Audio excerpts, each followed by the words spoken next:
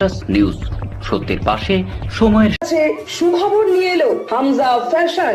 Hamza fashion, এখানে আপনি পাবেন মহিলাদের জন্য অত্যাধুনিক সাজ পোশাক, আছে কুর্তি, লেহেঙ্গা, শাড়ি, স্যুট, নকাব ইত্যাদি। আমাদের ঠিকানা Asansol GT road, eastern railway high স্কুলের বিপরীতে। তাহলে আর দেরি কেন, এবার পুজোতে আপনারা সবাই চলে আসুন হামজা ফ্যাশনে।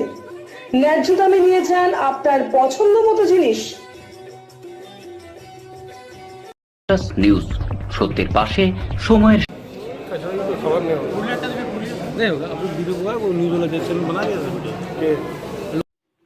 মঙ্গলবার আসানসোল রেল স্টেশন চত্বরে অস্থায়ী সাফাই কর্মীরা বিক্ষোভ দেখায়।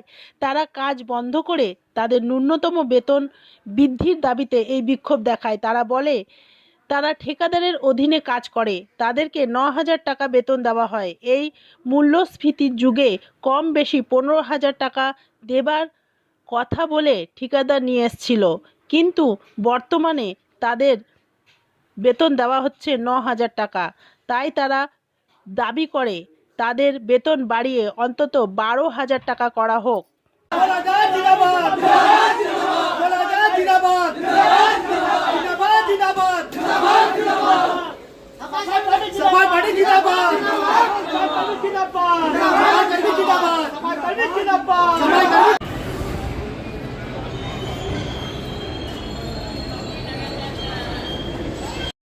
নিউজ সত্যের পাশে সময়ের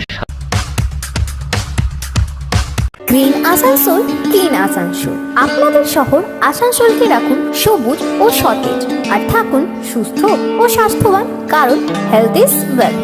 शहर आपका अपना है, इसे साफ रखना हमारा दायित्व है। দিনের পর দিন পরিবেশ দূষণ বেড়ে যাচ্ছে। এর কারণ শুধুমাত্র আমরাই এবং আমাদের অভ্যাস, যার কারণে আমরা নানান রকম রোগে আক্রান্ত হচ্ছি। তাই আপনার আশেপাশের এলাকা পরিষ্কার রাখুন এবং থাকুন সুস্থ। आसुसोल नगर निगम द्वारा जनहित में जारी। पॉलिथीन सड़क के किनारे यहाँ वहाँ न फेंकें और अपने परिवेश को रखें स्वच्छ। যেখানে সেখানে নোংরা না ফেলে অতি অবশ্যই ডাস্টবিনের ব্যবহার করুন। धूम्रपान सेहत के लिए हानिकारक है। सिगरेट, गुटखा जैसे जानलेवा पदार्थ का सेवन न करें। संकल्प लें, ना धूम्रपान करेंगे और ना ही करने देंगे। মাত্র কয়েকটি পদক্ষেপ আপনার শরীরের জন্য, যার ফলে আপনি থাকতে পারেন চিরসুখী ও স্বাস্থ্যবান। তাহলে সবাই আসুন, মিলে জাগরিত হই এবং প্রচুর পরিমাণে গাছ লাগাই। Green Asansol, clean Asansol.